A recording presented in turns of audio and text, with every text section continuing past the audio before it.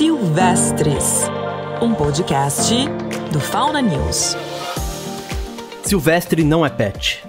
Esse slogan, se não me engano usado pela primeira vez em uma campanha da ONG Proteção Animal Mundial lançada em 2010, tem sido usado até hoje por quem defende o fim do comércio de animais silvestres como bichos de estimação. E não estou falando apenas do comércio ilegal, o tráfico de fauna. O silvestre não é pet sempre foi muito usado também para o desestímulo ao comércio legalizado e a criação doméstica de fauna como mascote. Mas enquanto ONGs e muitos ambientalistas tentam convencer a população a não adquirir animais silvestres, artistas e influenciadores digitais fazem o contrário.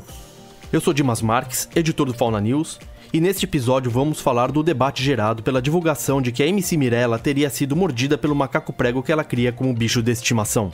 E no quadro Fala Professor, o entomólogo e pesquisador da Universidade Federal do Estado do Rio de Janeiro, Elidiomar Ribeiro da Silva, vai comentar das cigarrinhas que estão perturbando os moradores do Rio de Janeiro. É isso mesmo, professor? Oi, Dimas, tudo bem? É isso mesmo.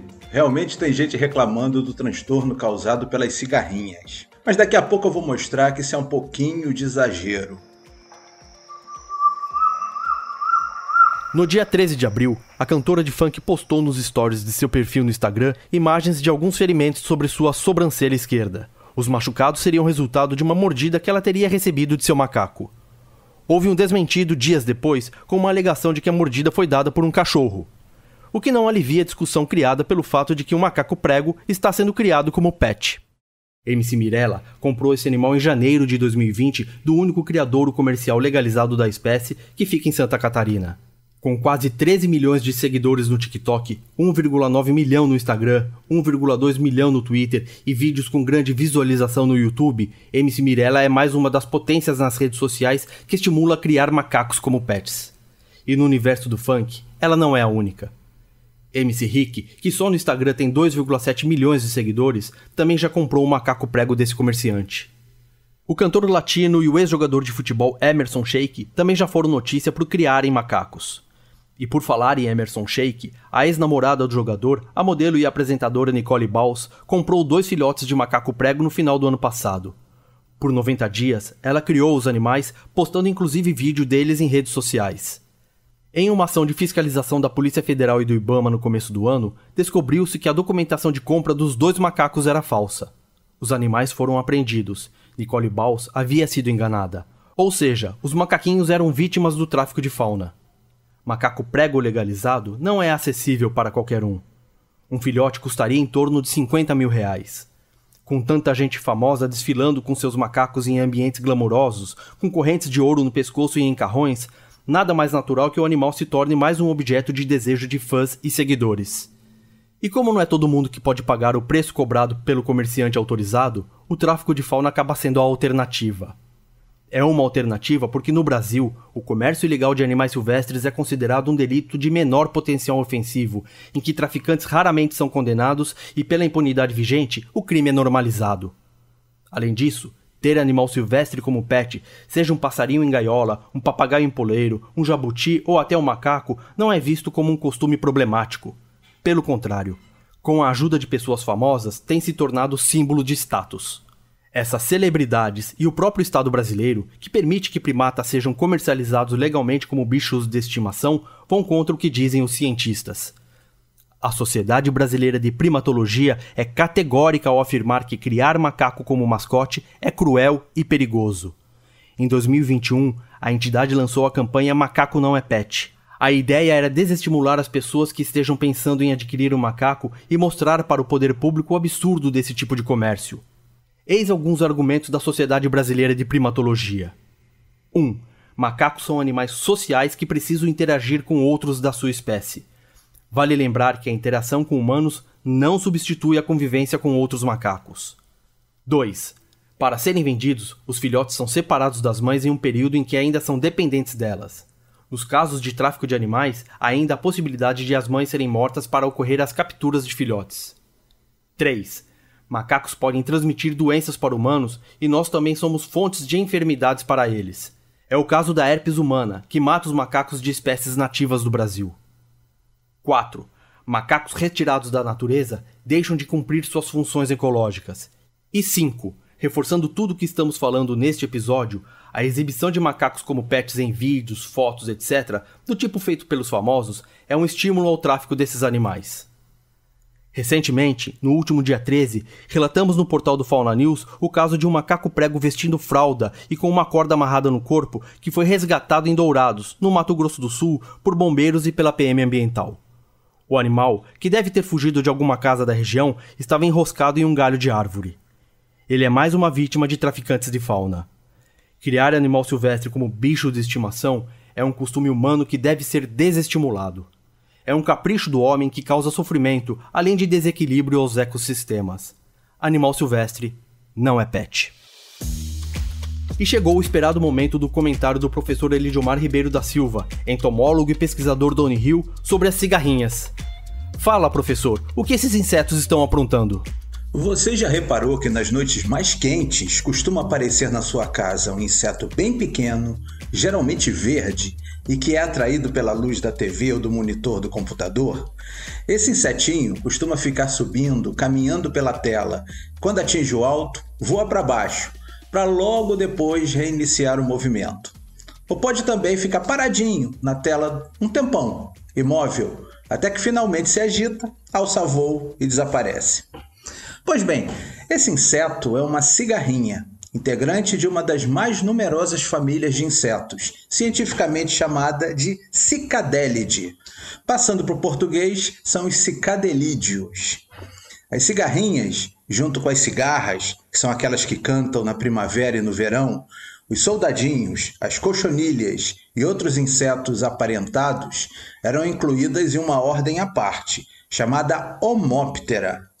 Mas de uns tempos para cá, todos eles foram agrupados na mesma ordem dos percevejos, Hemiptera. Em uma matéria publicada no final de março de 2007 no portal O Eco, foi descrita uma invasão dessas cigarrinhas no estado do Rio de Janeiro, incluindo áreas metropolitanas. Isso chegou a causar um certo espanto em muita gente. A bióloga Lucy Boanova Coelho, da Universidade Federal do Rio de Janeiro, a UFRJ, identificou as tais cigarrinhas como sendo provavelmente da espécie Baucluta hebe. Eu conversei com a bióloga Lucy e ela confirmou que o gênero Baucluta, e especificamente a Baucluta hebe, tem ampla distribuição no Brasil, até mesmo nas cidades. Trata-se de um grupo de cigarrinhas polífagas, ou seja, elas são capazes de se alimentar de várias espécies diferentes de plantas. Elas retiram seiva das plantas, usando seu aparato bucal muito especializado, fino, delicado, como se fosse um canudinho. Mesmo com a capacidade de consumir outros grupos de plantas, ao menos nas áreas urbanas, eu tenho visto as bauclutas muito presentes em gramíneas. Até mesmo na grama do jardim do quintal da sua casa ou no canteirinho do seu prédio. Vivendo assim tão pertinho de nós, não é de se estranhar que essas cigarrinhas invadam a nossa residência. Bom, o legal é que agora, 16 anos depois do registro de O Eco, desde o início de abril, ou seja, bem no iniciozinho do outono, a fase em que ainda está muito quente por aqui, a tal cigarrinha Baucluta está dando as caras em muitos pontos do Rio de Janeiro. Segundo relatos que eu tenho recebido, isso também está ocorrendo em Minas Gerais e São Paulo. Ah, e tem mais. Além de ficar monitorando o que a gente escreve no computador, a cigarrinha tem usado seu aparato bucal para nos dar umas bicadinhas, como se estivesse experimentando para ver se nós temos ou não gosto de planta. Essa pinicada na pele humana, que já havia sido relatada na reportagem de 2007, causa um certo incômodo em algumas pessoas, que chegam até a reclamar de dor. Bom, eu tenho sido vítima, entre aspas, dessas mini picadas, e na boa, considero um exagero se dizer que dói, mas isso vai de cada um. Vale ressaltar que as bauclutas não são as únicas cigarrinhas vilãs, entre muitas aspas, que vêm nos perturbar na calada da noite. Em um artigo publicado em 2013 e que teve como um dos autores o professor Edwin Domingues, da Universidade do Panamá, foram feitos 19 novos registros de cigarrinhas tentando provar o gostinho humano naquele país. O professor Edwin concluiu recentemente o doutorado em entomologia pela Universidade Federal de Viçosa, em Minas Gerais, onde eu tive a oportunidade de conversar bastante com ele sobre esse inusitado hábito de algumas cigarrinhas. E você, que está incomodado com as pequenas balclutas, não deveria se preocupar tanto. Daqui a pouco, a população das bonitinhas vai diminuir e o tormento que você está passando vai acabar. Enquanto isso não acontece, pode ficar tranquilo, pois você só estaria mesmo em apuros se fosse uma planta. É isso aí, até o mês que vem. Provavelmente já sem as balclutas na tela do computador. Chegamos ao final de mais um episódio de Silvestres. Para você que está nos acompanhando pelo YouTube, se inscreva no canal do Fauna News, acione o sininho e avalie o episódio. Nas plataformas de áudio como Spotify e Deezer, não esqueça de nos seguir e nos avaliar. No portal faunanews.com.br tem muito mais conteúdo sobre animais silvestres. Para receber notícias e artigos de forma gratuita pelo WhatsApp, envie uma mensagem para o FaunaZap 11 95 107 0530. O Fauna News também está nas redes sociais, Instagram, Facebook, Twitter e LinkedIn. É só buscar pelo @FaunaNews. Se quiser entrar em contato conosco, escreva para silvestres@faunanews.com.br. Essas informações estão na descrição do episódio. Silvestres é apresentado por mim, Dimas Marques. Na produção, o Eliane B. Souza. O áudio do Macaco Prego é do projeto Dinâmica Biológica de Fragmentos Florestais do INPA e do Smithsonian Institution. Na edição e sonorização, Renan Faé. Na vinheta, a voz de Bruna Borjaili. Muito obrigado e até o próximo episódio. Silvestres, um podcast do Fauna News.